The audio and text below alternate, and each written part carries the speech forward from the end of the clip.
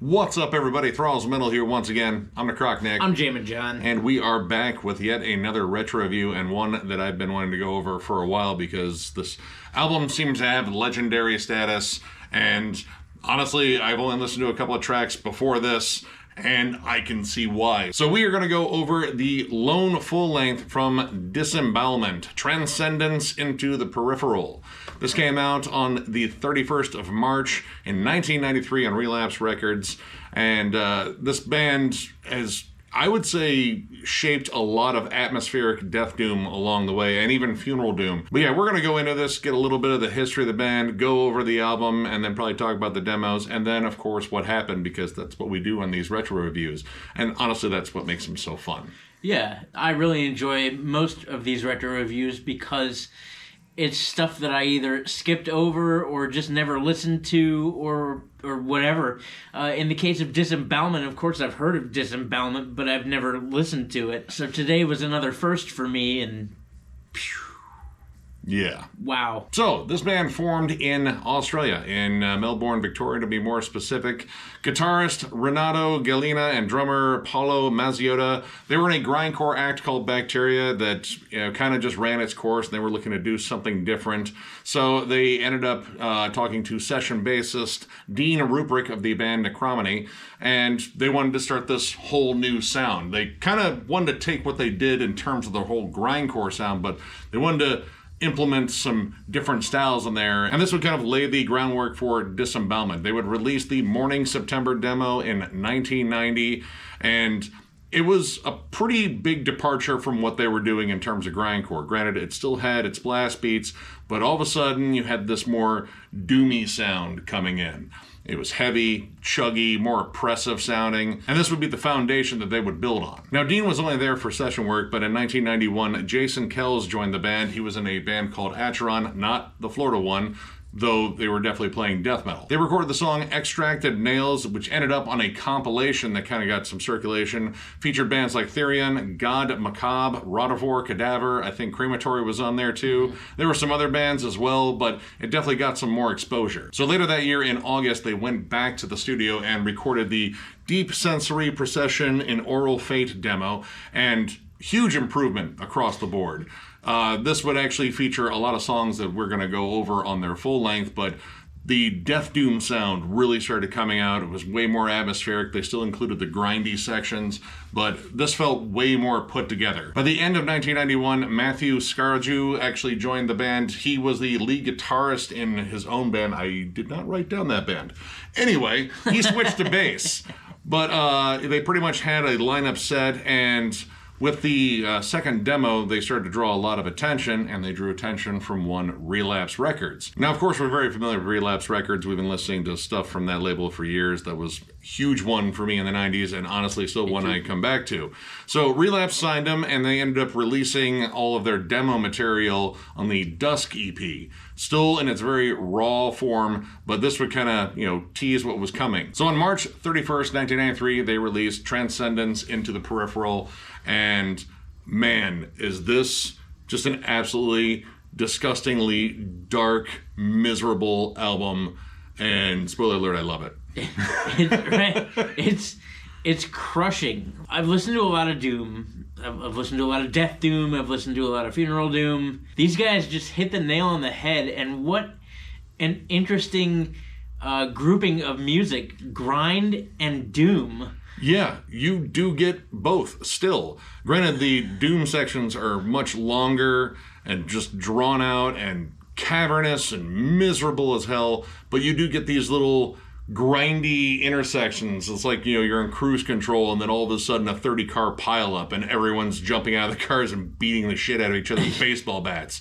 Like, that kind of grind. Yeah, but it comes in waves, too. So, it's more like doom with grind fits. Yeah, death doom with a side of grindcore, which, that side's probably like razor blades, nails, and battery acid kind of swirled up into like a little rice thing or whatever. It depends on where you get your meatloaf, You could either go to a great restaurant and get a meatloaf, or you can go to a restaurant that serves you meatloaf with a side of nails and razor blades. I think they get their meatloaf, scraped off the bottom of a dumpster. The opening track, The Tree of Life and Death, starts off fast. Like, it's grindy. There's a lot of notes of, like, very old school grind. Like, in 1993, grind had definitely evolved. This kind of goes back to, like, that late 80s, very early 90s sound, like lots of early Napalm Death, early Bolt Thrower, like I'm talking the first album there. The guitars are murkier than hell. They sound like they've been submerged in motor oil. Like, it sounds like the strings haven't been changed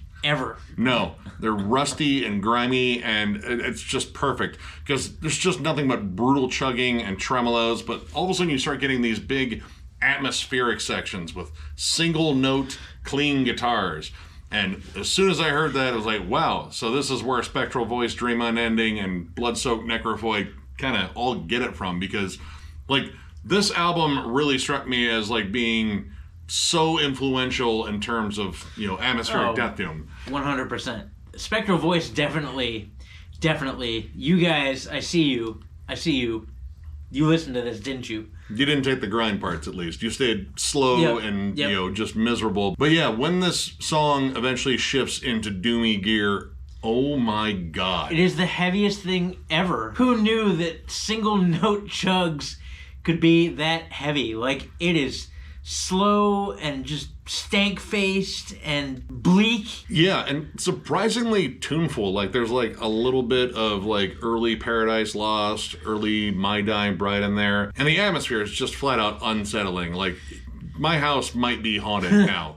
Like, the note choices that they use in these clean sections particularly, it sounds like, well, they're like descending scales, but they're very like atonal. It's like someone was like detuning the guitar as they were playing, and the end result is like this ghostly melody, like a ghost playing an out-of-tune piano inside of a haunted house. But there's no sustain on any of the clean notes. They're all single staccato notes. So it's very like ding, ding, ding. It's the note choices themselves, though. Like, the progressions feel very odd and just kind of creepy. You definitely get a lot of that on Your Prophetic Throne of Ivory and The Spirit of the Tall Hills and, oh, this one's a mouthful, Cerulean Transience of All My Imagined Shores. I'm going to abbreviate that one the next time I say it because that's a mouthful.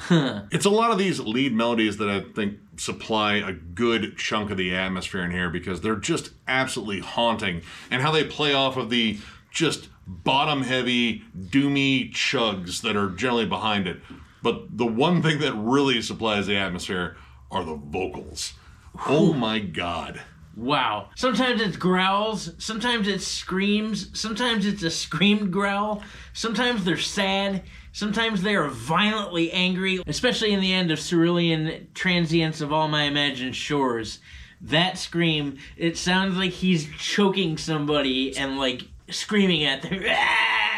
He's literally choking the light out of the sun. Yeah. Like, they're horrifying at times. Like, you have groans and whispers in the background. There are throaty chants every now and then. And long, sustained groans. Like the vocals on A Burial at Ornans. Oh my god. They sound sickly. Like, he sounds like he is dying. Like, I'm reasonably sure this band died several times writing this and no one told them. And it's really weird because this is where that big shift in styles really just plays up, because A Burial at Ornans is the slowest, doomiest, longest, most miserable song on the album.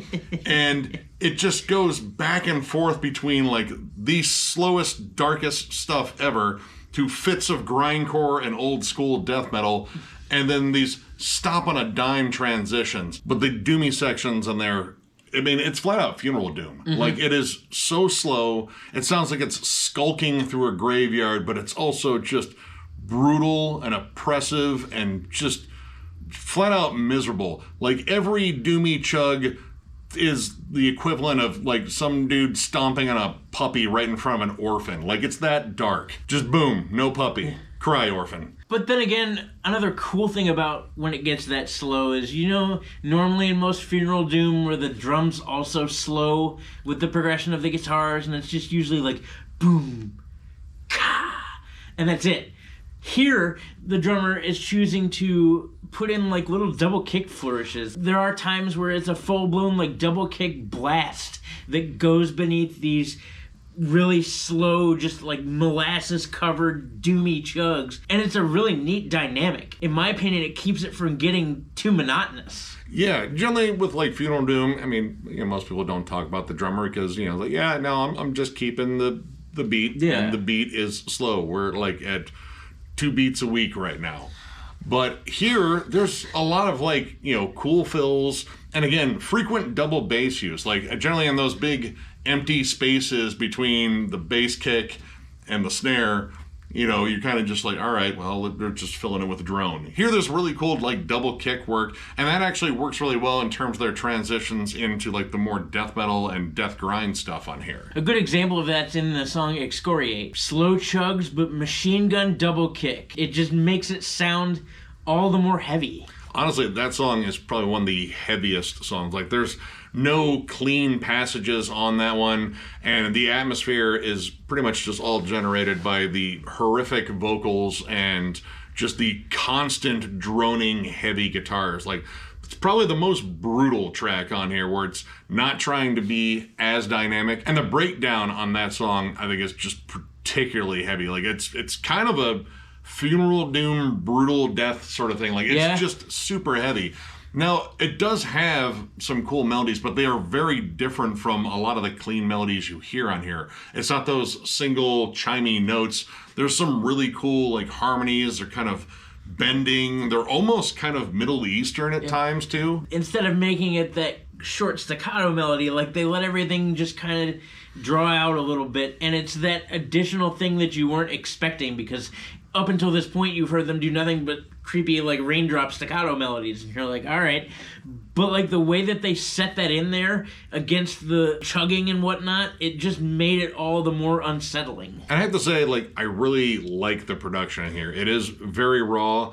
It's somehow, like, oppressive and heavy and dark, but also very open and spacious. Oh, yeah. Like, I just feel like there's a lot of room in between all the long sustained growls and, big droning chugs and slow drums and, occasional extra bits of atmosphere. Like, there's stuff that sounds like a sitar on here. There's also some piano strings or something. Yeah, or female vocals that pop up on Night Side of Eden, which is like the lone break of beauty and melody before going right back to just caving your skull in, albeit very slowly. It's kind of pretty in a really sad sort of way. Yeah, I know. I looked at the lyrics. There's not happiness to be found on here. Like, why would you look for it here? This band's called Disembowelment. What do you think you're going to find? Yeah, I guess if I set out to be happy, like, oh man, I'm in a good mood, let's listen to Disembowelment. Well, back to the psychiatrist I go. And honestly, as good as they are at the death doom stuff, which is the bulk of this, their old school death metal on here is awesome. They are a great, savage, like, just gnarly riffs in here, especially on A Burial at the Ordnance, which might be my favorite track in here because it is the definition of oppressive. Like, my God, that is inescapable darkness. But these little riffy breaks, and yeah, we're back to that weird transition thing that they do, like the sharp one, like all of a sudden on a dime, we're at blast beats, we're at heavy tremolos, we're playing a little bit of Morbid Angel for a second before immediately hitting the brakes and kind of slowing down. It's pretty much like you're just speeding and all of a sudden a school zone pops up. You're right. Like, you want to get that ticket? That's a shitty ticket. But those transitions, honestly, like, it keeps you on your toes. Like, there are points in here where, I mean, of course, it's supposed to be monotonous. It's Funeral Doom / Death Doom. Monotony is kind of the thing that, that style does well. But these quick breaks that just kind of catch you off guard and greet you with different awesome riffs. Yeah. I think are just absolutely fantastic. And even though it's supposed to be monotonous, I don't know if I would necessarily call this monotonous. At no point did it lose my attention. No, honestly, I was pretty lost in this. And this album clocks almost an hour, like just shy of it. But again, those frequent tempo shifts and the constant haunting atmosphere to the point where you're kind of listening in a little bit closely. It's like, did I hear like a ghostly whisper say my name, address, social security number, that it's coming for me, it lives in my closet or under my bed? It all could have been there. As far as any negatives on here, man. This band sounds like so many bands I love, and I can imagine that's not a coincidence. I did get kind of lost in some of the transitions where they would do like the rapid fire bomb blast beats with the sort of droning melody on top. Like they kind of keep that pace, like kind of coming into like a whole grindy section. They're kind of droning along, but I don't know. Sometimes those transitions were a little hard just to find the rhythm, but overall, I love this. And I mean, there's a good reason why, and I'll bring it up here in a little bit. But I'm going to go ahead and give this 4.5 stars. This is one of the darkest death doom / funeral doom albums I have listened to. My God, those vocals are horrific. But at the same time, like, it's got this huge, lush sound occasionally. You kind of get drawn into its very creepy beauty. The constant shifts back and forth that kind of catch you off guard, that really makes this like a very adventurous listen. And man, when they decide to just go full bore doom, it is the slowest, most miserable thing you will listen to, unless you listen to a band that sounds like them, which there's a good reason they probably sound like them, because I imagine they listen to this band. Fair. Yeah, this is an absolutely amazing one and done that shouldn't be a one and done, and bare minimum should be reissued on CD, because this album is near impossible to find on CD.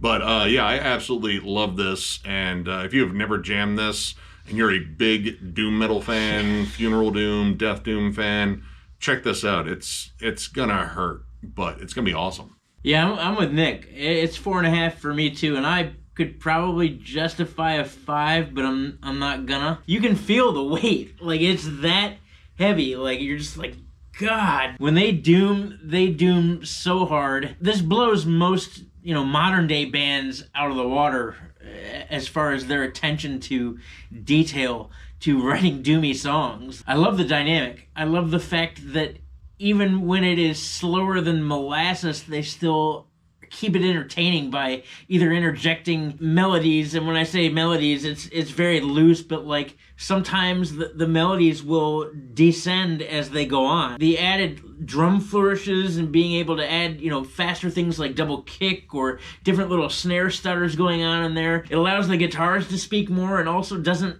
really lose the groove. Like you find yourself grooving to this in different ways than you would in typical funeral doom. The vocals are just ghastly and unsettling and alarming, and you want to make sure that he's okay.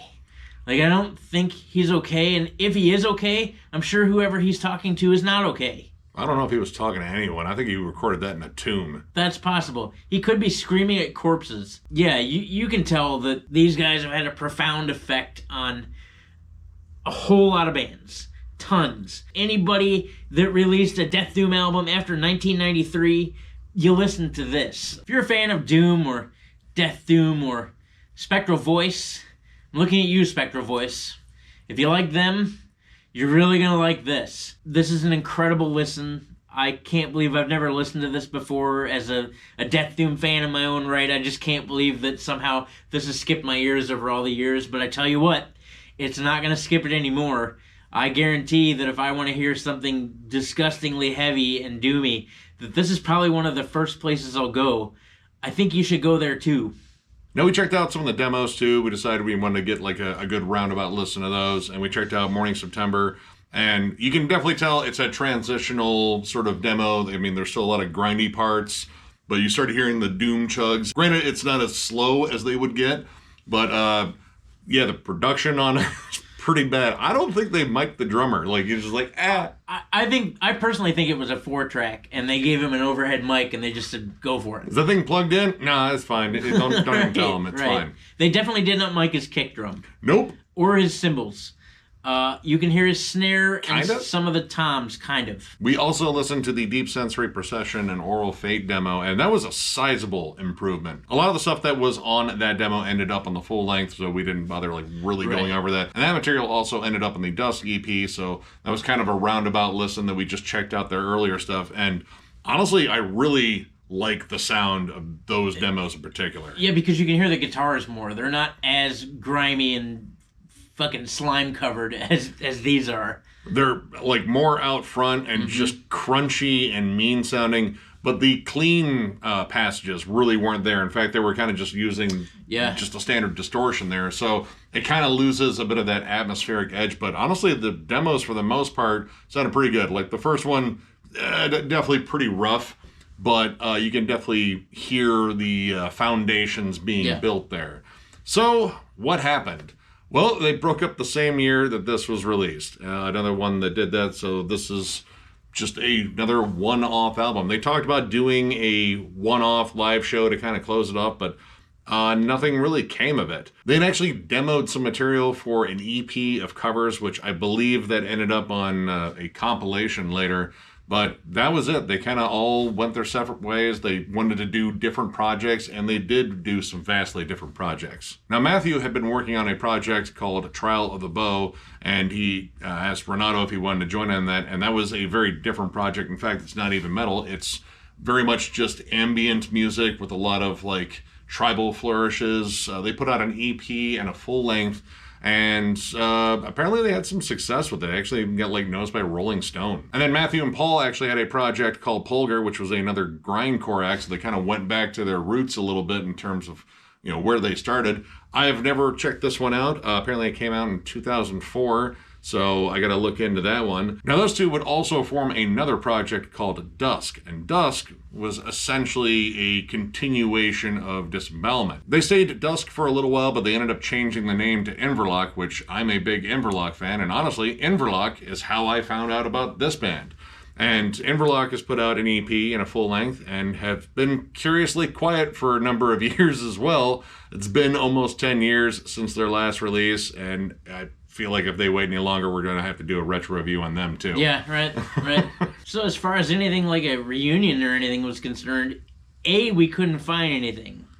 But B, also amongst all the places we looked, we couldn't find anywhere where they were dissatisfied with one another as people. So, like, there's obviously no bad blood here, and if there is, it's not publicized. They all seem to be willing to work with each other because of, well, Inverloch, or Trial of the Bow, or Polgar. Like, so musically, they're still keeping in touch. There's just not a reunion. So maybe it was an amicable split. Like a breakup where you're just like, you know what, maybe we should just be friends. And they were like, okay. Yeah, it's not you, it's me. Right, no, actually it's you. Never mind, it's you. But, you know, like the most non-toxic way to do it. And that's a good thing, because if there were to ever be a reunion, and I'm not saying it because obviously we couldn't find it, if there were to ever to be a reunion, the probability is more in favor of that than against it. Yeah, we looked over one interview with Renato, and he spoke very fondly about his time in the band and what they created. So, you know, maybe there's hopes that at least they'll like reunite for a show or two. Like, because I don't know if this band ever got a chance to play live. I feel like if they were going to, it would be at Maryland Death Fest, because that seems to be where bands reunite. But like, yeah, I feel like if they were going to do it, it might be at MDF. Yeah, I mean, I'm sure like Australian festivals would probably want to get them first, but yeah, I would love to actually get to see this live. Because I imagine that would squeeze every bit of hope and happiness out of my body with how heavy it is. And I want to see how the mosh pits react, because those slow shifts to the grindy fits, like, people are going to be, like, nodding off, and all of a sudden they hear a blast, be like, I'm supposed to hit someone. So they're going to circle pit during the grind, and then everyone on the outside is just going to clothesline them when the doom hits. Yeah. Boom. Stop.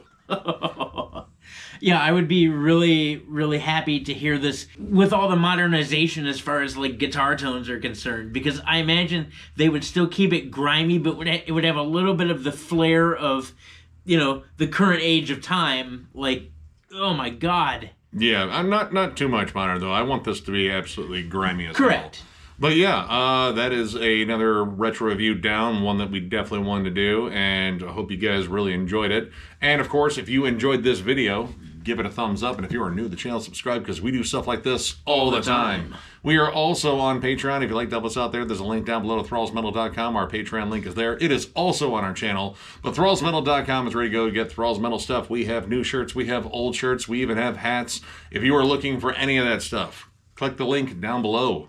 Tons of stuff going on at Thralls of Metal. There's always tons of stuff going on. We've, of course, got retro reviews. We've got normal reviews because we're only 2 weeks into January, and there's still a ton more to come out. The Black Dahlia Murder ranking is coming. After the Black Dahlia Murder ranking, we have the Almighty Meshuggah The Return of What's John Jamming is coming back. Tons of stuff. But really, you guys are the reason that we continue to do it. I mean, other than the fact that we love it. You guys are the reason that we're here. We appreciate all of you. Thank you so much for choosing to spend all your time with Thralls of Metal, which makes no sense to me because I spend all my time with Thralls of Metal and ugh. Yeah, no, I mean it's pretty sad down here with us, but you guys make it a lot cooler. No, seriously, you guys are absolutely amazing, and we love doing this. And of course, yeah, we have a ton planned for you. So one more big thank you because you guys rule, and we will catch you later.